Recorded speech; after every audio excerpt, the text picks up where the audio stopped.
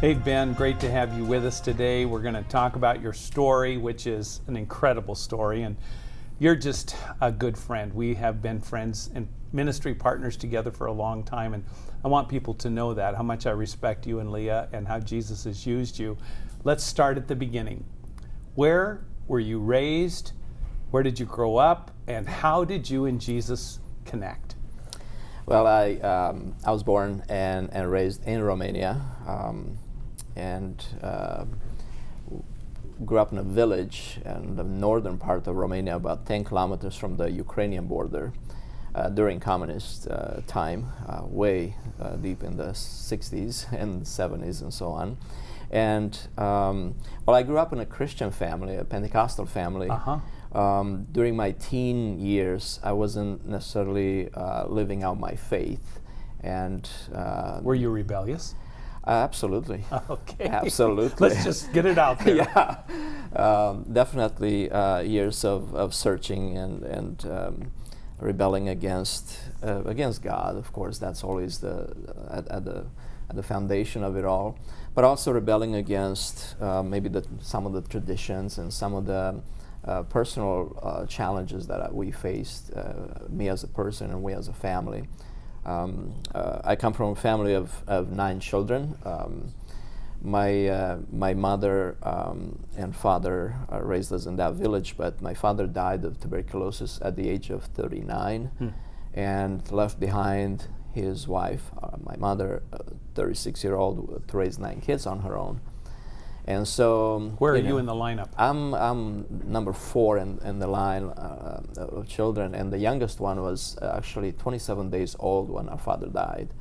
So all of us kids at different stage of life just asked questions of why did our father have to die, and why would a good God allow a mother to become a widow and raise 9 kids on her own? And those were difficult questions, and in that process, we rebel. It's just the sinful nature of humanity.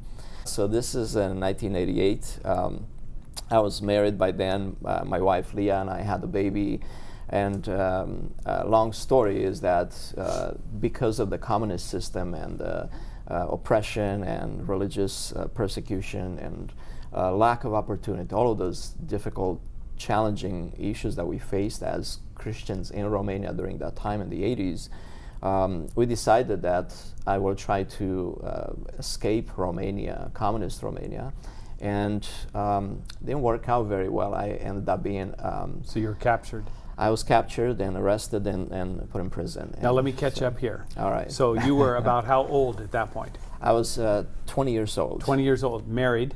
I was married. With a baby. Leah. And still were not serving Jesus at this point? No, just kind of doing things on my own. Right. And something happened in jail.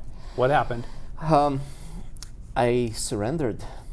I mean, in more ways than one. Just it was a moment and a time when I had to just face God and say, okay, I don't have answers to all my questions, but I know this. I tried everything that I could, everything that I wanted to achieve on my own and didn't. And I ended up in prison. Right. So I'll do it your way. What do you want me to do? And just had a real encounter with Jesus, and I said, I surrender everything. And whether you get me out or not, I'll follow you. Wow. I've traveled to that part of the world and talked to people that were in Eastern Bloc prisons. It's not a good place. It's very dark. And for you to come to the conclusion you're going to follow Jesus even if you're not released from prison, that's amazing. Yeah, definitely it was a very, very difficult time in my life at that age when you think, okay, I want to go to America and take my wife and kid, and then instead of arriving there, I ended up in a prison cell with 40 other people who were criminals, who So were the- murderers. The were- government standard that you violated then was trying to leave your own country. Yeah. Right.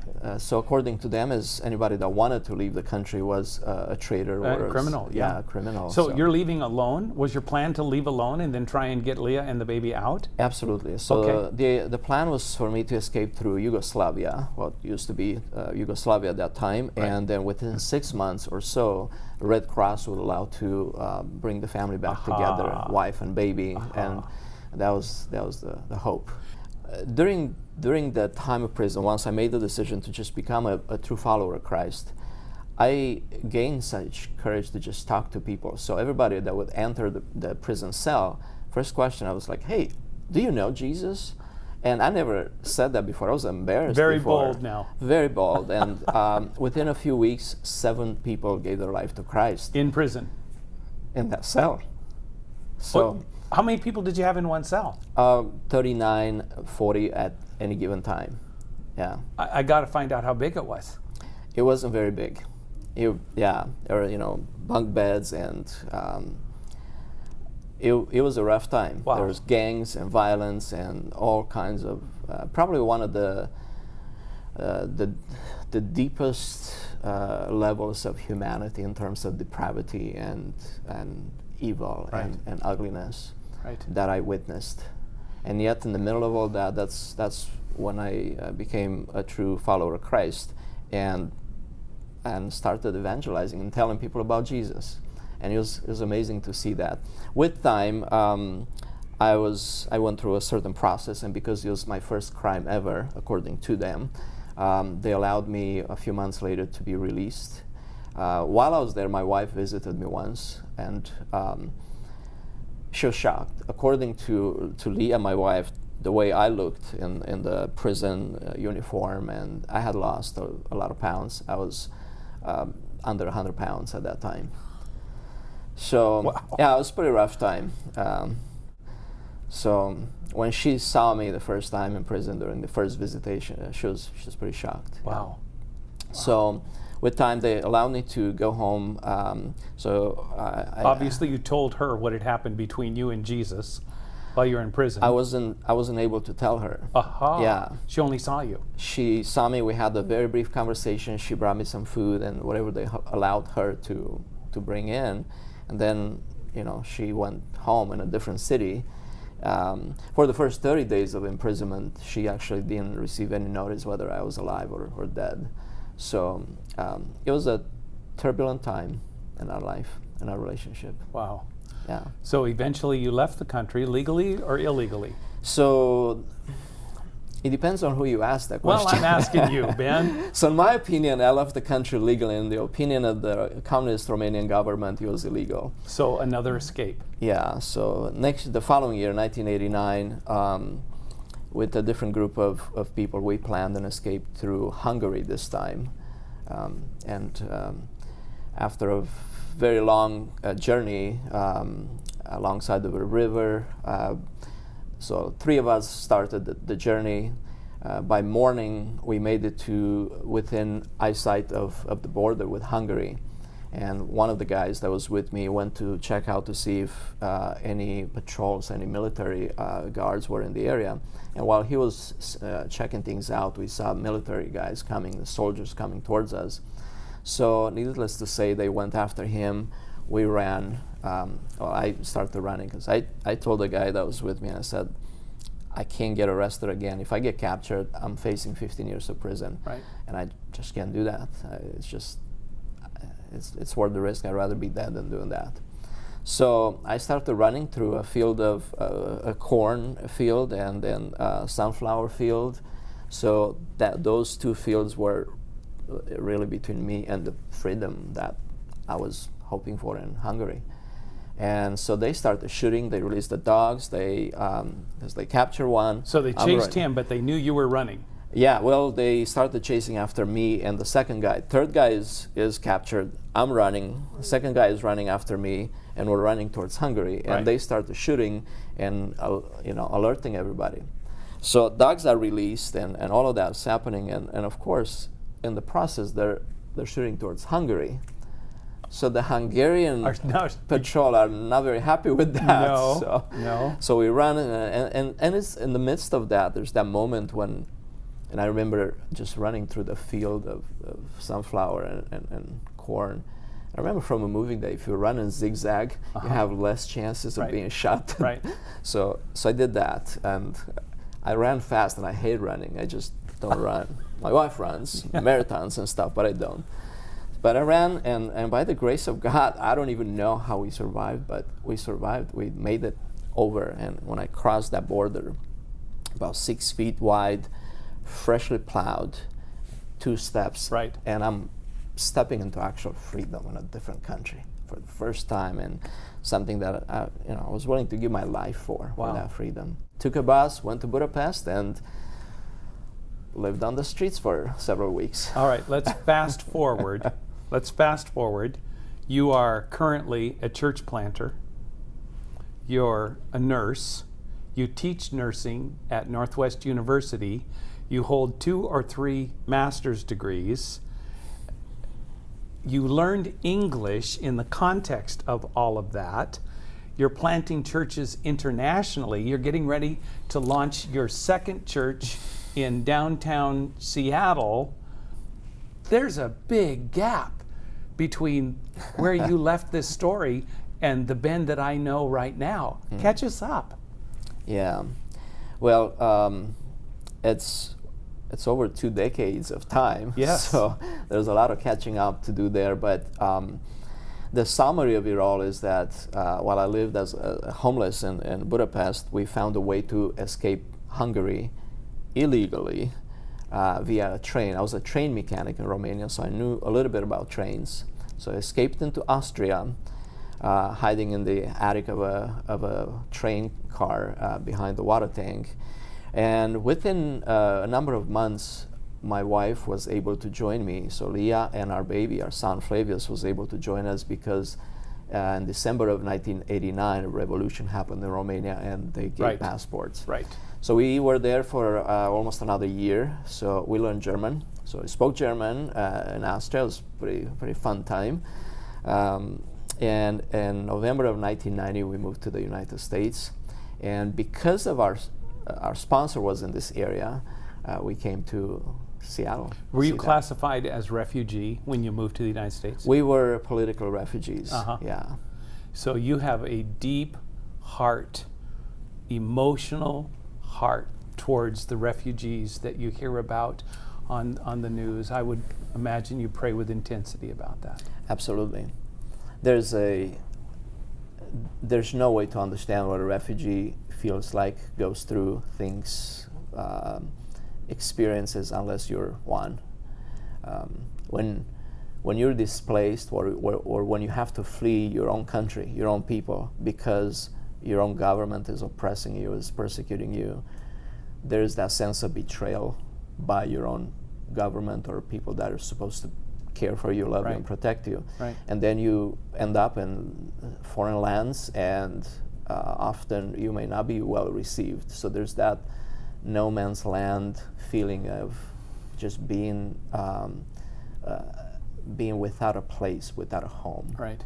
And so when I see what's happening in the world right now, and the refugees that are being displaced or have to flee war zones or oppression, my heart absolutely goes out to them. Because someone opened their heart to you so that you could have a new country, a new government, a new tribe, a new family. Absolutely. And you know, let's just take a little parenthetical moment here. What would you say to pastors, to churches, to other believers about welcoming refugees? What message would you give them? What would Jesus do? How would Jesus interact with the refugee? Before we express our political opinion, I absolutely believe that we're called to express our love towards the foreigner, towards the immigrant, towards the refugee. Whether that is right or wrong in terms of people moving from one country to another, before we evaluate that, open your heart, open your mind to the possibility that Jesus just sent a foreigner to you, and you have the opportunity to. You don't have to go to a different they're sent to you. Right. Whether you're a Christian or a pastor or leader in Europe or in North America or in some place like that, if God is sending you someone in need of peace, of love, and in need of freedom, let's begin with that. Yeah. What is He calling us to? The gospel supersedes politics. Absolutely. It just does. Yeah. It doesn't mean that we're not political people. Everybody has an opinion, and Right. and I have my own, and I have developed my own. But Right. but before I go to that, to the intellectual part of things, I encourage everybody to consider, because that's what I've experienced. People that were willing to extend me a warm hand to say, I don't know your situation. I don't understand it. I don't have to agree with you or your decision to leave or with your government's decision to make you leave. Right. But I can give you a meal right now. I can give you a bottle of water. Right. I can I don't have to solve all the problems. I can at least Yeah. give you food and water. Yeah, Absolutely. That's right. And that's what I've learned. That's why I have a passion for the homeless. I was homeless on the streets. There were kind people that treated me well. I was a refugee. I was an immigrant. There were people that opened their hearts. And frankly, I gotta give my gratitude to the American people. I've been all over the world, but there's no country, there's no group of people that's more welcoming than the American people. Well, thank you, Ben. I felt from the beginning, they didn't care that I didn't speak English. They would have the patience to look and like trying to help me make the words out. Right. Just trying to help. And I said, I can make a home here. They welcomed me. It didn't matter that I looked darker than others, Yeah. And I pray and hope that we remain in that spirit of welcoming others, I hope welcoming the foreigner, Yeah. the immigrant, the refugee, just like Jesus would before we decide what political party or election Right. results will be. You're a bivocational pastor. You have several adult care facilities which you manage in addition to being a professor and a pastor. What you do with your time and what you produce is absolutely stunning. It's amazing. I don't know about stunning, but No, it's stunning. it's intense. It's not for the weak-hearted people, and but at the same time, if you would come from what I come from, you would see everything as an opportunity to make a difference in the world. Right. Whether it's in the business, in the marketplace, or in Ministry. compassion, education, Yeah. and I still operate, even after being in this country for 26 years, I still operate on the premise that I don't know how long this freedom is available, but as long as it's today available, I'm going to act out. That in is that a freedom. fascinating perspective because you came from Romania, Right. where freedoms were temporary, if Right. at all. Now you're living in this country and you still have that thought embedded inside you. Let's take advantage of the freedoms while they're there. So you're really working very hard. So you graduated with your nursing degree when? 1996. And you also have a master's in music, isn't that right? I have 2 associate's degrees, 2 Okay. bachelor's and 2 masters, but 1 master's is in nursing and 1 master's is in theology. In theology. Okay. Yeah.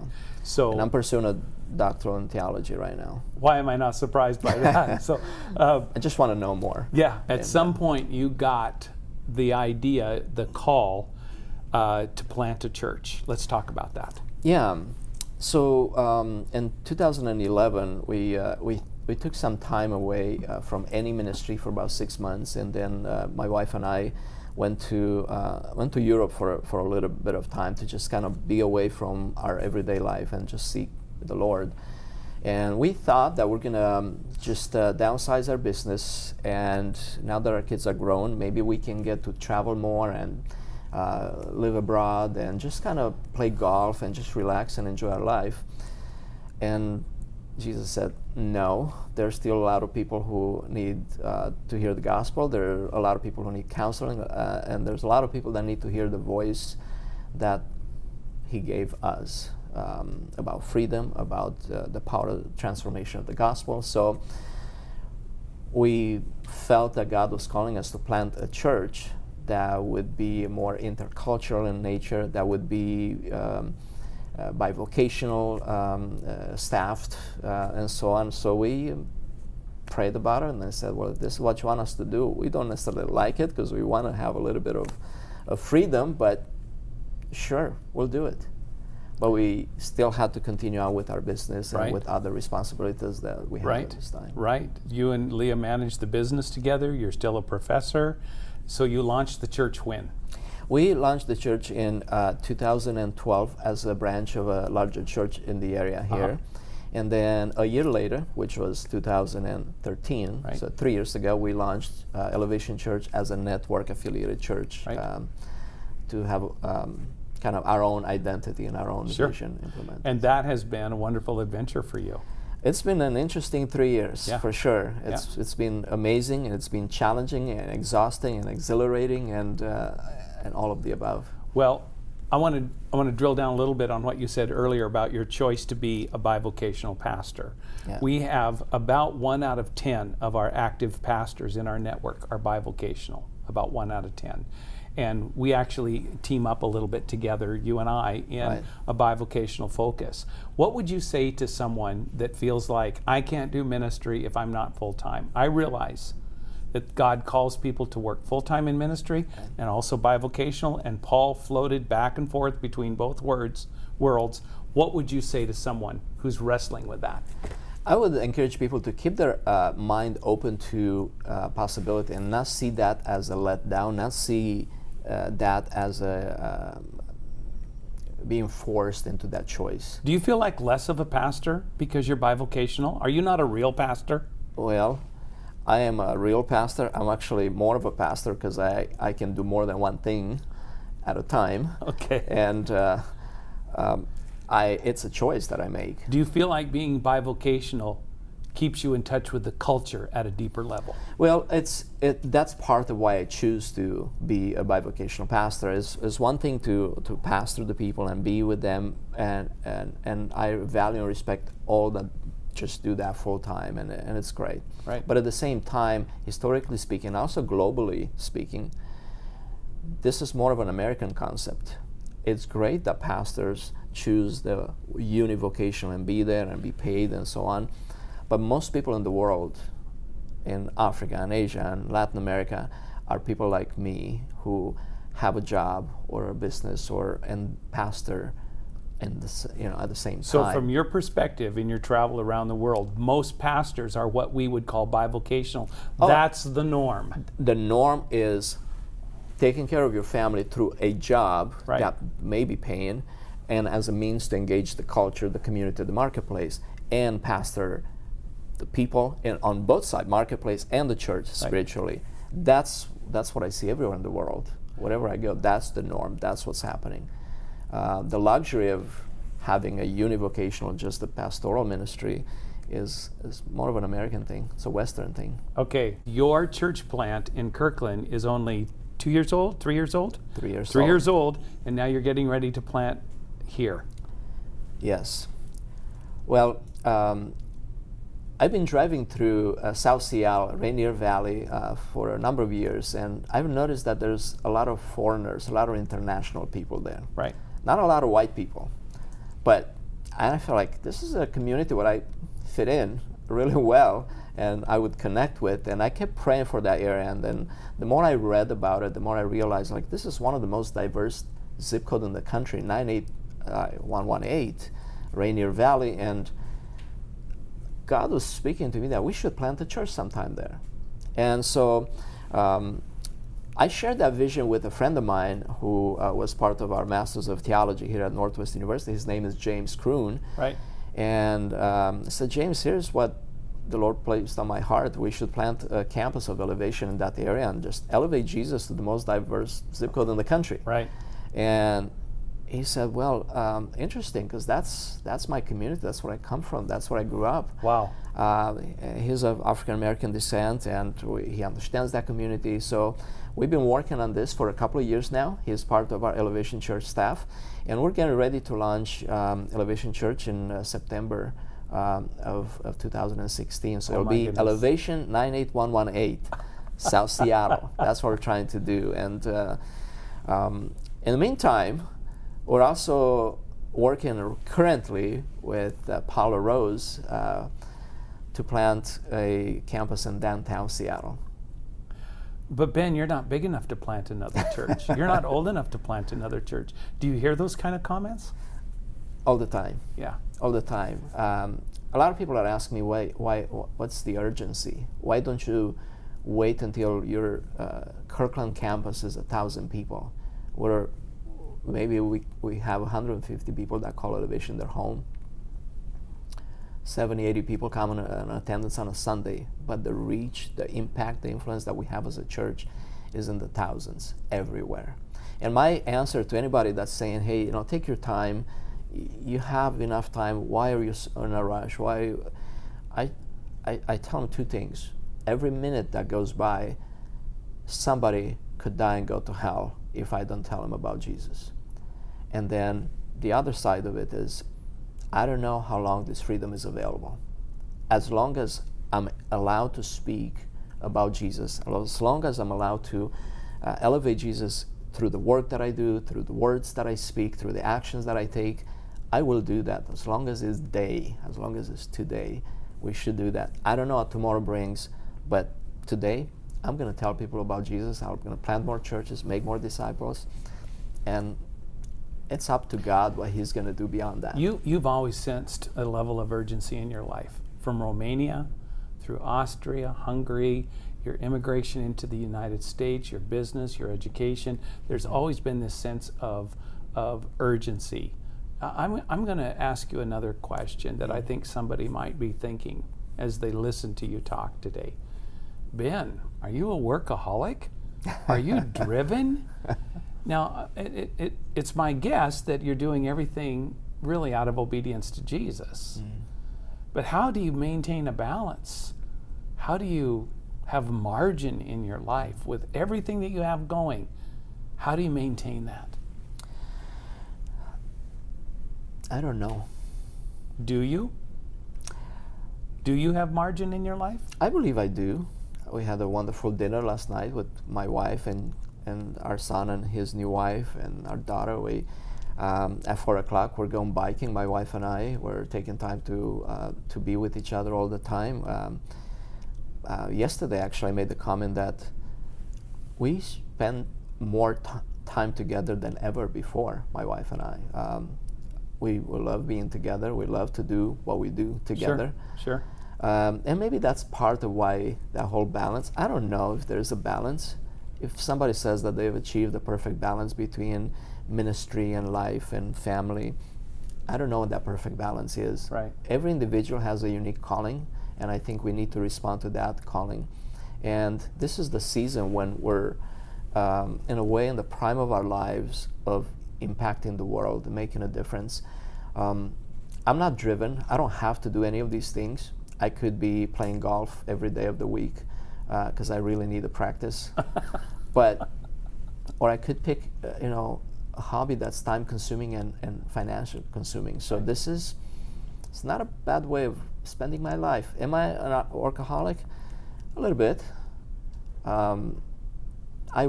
I enjoy work, and work is not a curse for me. Work is how I make a difference in the world. Work is how I express who I am. Work is what God called me to do. Work is what God did, creating.